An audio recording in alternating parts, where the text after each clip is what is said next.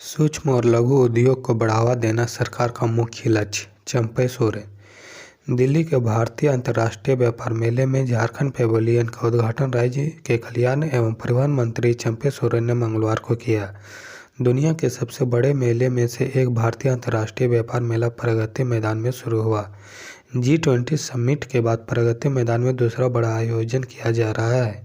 मेले में इस वर्ष की थीम वसुधैव कुटुंबकम है, जिसमें झारखंड प्रदेश के फोकस स्टेट के रूप में भाग ले रहा है। उन्होंने कहा कि हम अपने प्रदेश के सूक्ष्म और लघु उद्योग को बढ़ावा देने का पूरा प्रयास कर रहे हैं। चंपई सोरेन ने झारखंड मंडप का उद्घाटन भगवान बिरसा मुंडा की पूजा अर्चना कर किया। मंत्री ने मंडप के सभी स्टॉल का अवलोकन किया और उत्पादों को सराहा। मंत्री ने कहा कि झारखंड अपने खनिज भंडार और संस्कृति के लिए जाना जाता है। यह मेला अपनी परंपरा, संस्कृति और क्षेत्रीय उत्पादों को राष्ट्रीय स्तर पर प्रदर्शित करने का सुगम पटल है। मौके पर झारखंड सरकार के उद्योग सचिव जितेंद्र कुमार सिंह, उद्योग निदेशक भौरसिंह यादव भी थे। मेले में झारखंड के उद्योग निदेशालय द्वारा बनाए मंडप में क्षेत्रीय उत्पादों के 20 स्टॉल लगाए गए हैं। इसमें लोग झारखंड से बनी वस्तुओं की प्रदर्शनी और क्रय कर सकेंगे। साथ ही झारखंड सरकार के लगभग 14 विभागों के स्टॉल लगाए गए हैं, जिसमें लोग विभाग के बारे में और योजनाओं की जानकारी ले सकेंगे। झारखंड में रेलवे का 100% विद्युतीकरण का लक्ष्य पूरा। रेलवे इंफ्रास्ट्रक्चर के मामले में झारखंड ने बड़ी उपलब्धि हासिल कर ली है। झारखंड में 100% रेलवे नेटवर्क का विद्युतीकरण पूरा हो गया है। प्रधानमंत्री नरेंद्र मोदी ने बुधवार को भगवान बिरसा मुंडा की जन्मस्थली उलिहातू में उन्हें श्रद्धांजलि देने के बाद खूंटी में कही। धरती आबा की जयंती पर आयोजित जनजातीय गौरव दिवस समारोह को संबोधित करते हुए खूंटी में पीएम मोदी ने कहा कि झारखंड के लिए गौरव की बात है कि यहां रेलवे ने 100% इलेक्ट्रिफिकेशन का काम हासिल कर लिया है। बता दें कि झारखंड में 2558 किलोमीटर लंबा रेल नेटवर्क है। इस पूरे रेल ट्रैक का विद्युतीकरण का लक्ष्य पूरा हो चुका है। इसके फायदे भी दिखने लगे हैं। झारखंड में ट्रेनों की स्पीड में सुधार हुआ है। लोगों के अपने गंतव्य तक जाने का समय कम हो गया है। रेल नेटवर्क के विद्युतीकरण की वजह से ट्रेनों की गति बढ़ी है, जिससे लोग जल्दी अपनी मंजिल तक पहुंच रहे हैं। माल ढुलाई में भी तेजी हो रही है। बता दें कि झारखंड खनिज संपदा से संपन्न राज्य है। यहाँ से कोयला और अन्य खनिज पदार्थ निकलते हैं, जिन्हें अन्य जगहों तक भेजा जाता है। इसकी ढुलाई में रेल नेटवर्क की विद्युतीकरण ने तेजी ला दी है। बता दें कि भारत ने शून्य कार्बन उत्सर्जन वाला देश बनने का संकल्प लिया है। अगर रेलवे का 100% विद्युतीकरण हो जाएगा तो प्रदूषण के स्तर में काफ़ी कमी आ जाएगी। उल्लेखनीय है कि भारत दुनिया के सबसे बड़े रेल नेटवर्क वाले देशों में से एक है। हर दिन करोड़ों लोग ट्रेन से यात्रा करते हैं। जिन इलाकों में अभी तक इलेक्ट्रिफिकेशन नहीं हो पाया है, वहां डीजल इंजन से ट्रेनें चलती है, जिसकी वजह से धुआं निकलता है और पर्यावरण को नुकसान होता है। झारखंड के 2 दिवसीय दौरे पर आए प्रधानमंत्री की सुरक्षा में 2 बार हुई चूक। प्रधानमंत्री नरेंद्र मोदी का 2 दिवसीय झारखंड दौरा बुधवार को समाप्त हो गया। इस दौरान 2 बार उनकी सुरक्षा में चूक हुई। इसको स्पेशल प्रोटेक्शन ग्रुप ने काफ़ी गंभीरता से लिया है और इस पूरे मामले की रिपोर्ट तैयार कर गृह मंत्रालय को भेज सकती है।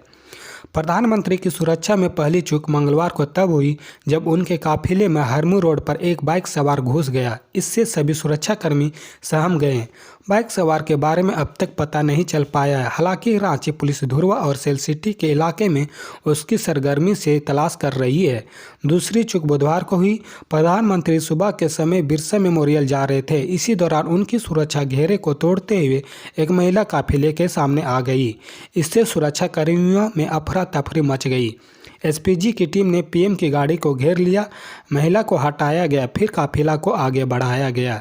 यह वाकया भी एसएसपी आवास से आगे रेडियम रोड पर गार्डन फ्रेश के पास हुआ, जो कैमरे में कैद है। बताया जा रहा है कि प्रधानमंत्री के कारकेड में प्रवेश करने की वजह से महिला संगीता झा को हिरासत में लिया गया था। पूछताछ के दौरान पता चला कि वह पति से परेशान थी और इस सिलसिले में प्रधानमंत्री से मिलना चाहती थी। नल जल योजना में राष्ट्रीय औसत से 25% पीछे है झारखंड की प्रगति। राज्य गठन के 23 वर्ष बाद भी लोगों की प्यास बुझाने में पूरी तरह सफलता नहीं मिल पाई है। राष्ट्रीय स्तर पर भी प्यास बुझाने में सफलता नहीं मिली। राष्ट्रीय स्तर पर शहरी क्षेत्रों में प्रति व्यक्ति 135 लीटर और ग्रामीण क्षेत्रों में प्रति व्यक्ति 40 लीटर पानी की आवश्यकता का आकलन किया गया है। राज्य बनने के बाद सभी घरों में शुद्ध पेयजल पहुंचाने के लिए हजारों योजनाएं शुरू की गई, लेकिन अब तक लगभग 45% घरों तक ही शुद्ध पेयजल पहुंचाने में सफलता मिल पाई है। अब भी राज्य की 55% आबादी पानी के लिए चापाकल, कुआं, नदी, नालों एवं अन्य प्राकृतिक स्रोतों पर निर्भर है। राज्य सरकार 61.72 लाख घरों में से 28 लाख घरों तक पाइपलाइन से पानी पहुंचा पाई है। इधर झारखंड में प्राकृतिक रूप से पेयजल की उपलब्धता सतही स्रोत के रूप में ज़्यादा नहीं है। राज्य में मात्र 6 से 7 नदियों में ही 12 माह पानी उपलब्ध रहता है। शेष नदियाँ बरसाती है। भूगर्भीय संरचना पथरीली होने के कारण इसमें पानी की उपलब्धता मैदानी क्षेत्रों के मुकाबले काफ़ी कम होती है। ऐसे में राज्य में उपलब्ध संसाधनों से बचे हुए 33 लाख घरों तक नल से जल पहुंचाने का काम चुनौतीपूर्ण है। जल शक्ति मंत्रालय की ओर से जारी जल जीवन मिशन के अनुसार 2024 तक राज्य के सभी घरों तक शुद्ध पेयजल पहुंचाना है।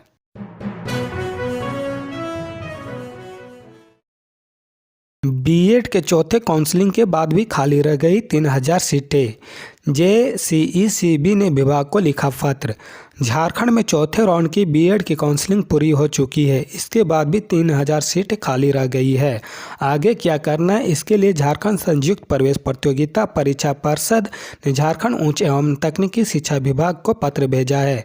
वहीं उच्च एवं तकनीकी शिक्षा विभाग से मिली जानकारी के अनुसार इस पर काम चल रहा है। आगे काउंसलिंग किया जाएगा या फिर अपने काउंसलिंग किया जाएगा, इसके लिए नोटिफिकेशन बहुत जल्द जारी कर दिया जाएगा।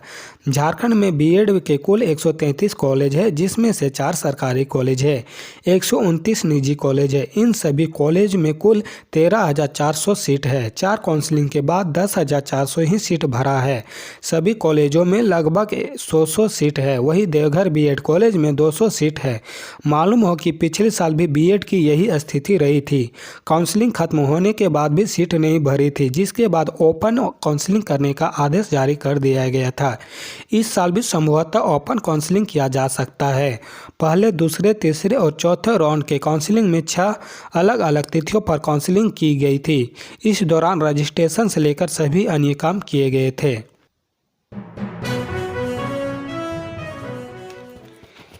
एक छात्र पर 1.9 लाख रुपए खर्च कर रही केंद्र सरकार।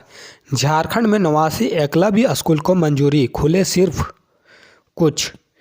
भारत सरकार अनुसूचित जनजाति के लिए एसटी बहुल इलाकों में एकलव्य आदर्श आवासीय विद्यालय खोल रही है।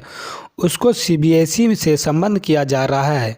उसका संचालन जवाहर नवोदय विद्यालय की तर्ज पर हो रहा है।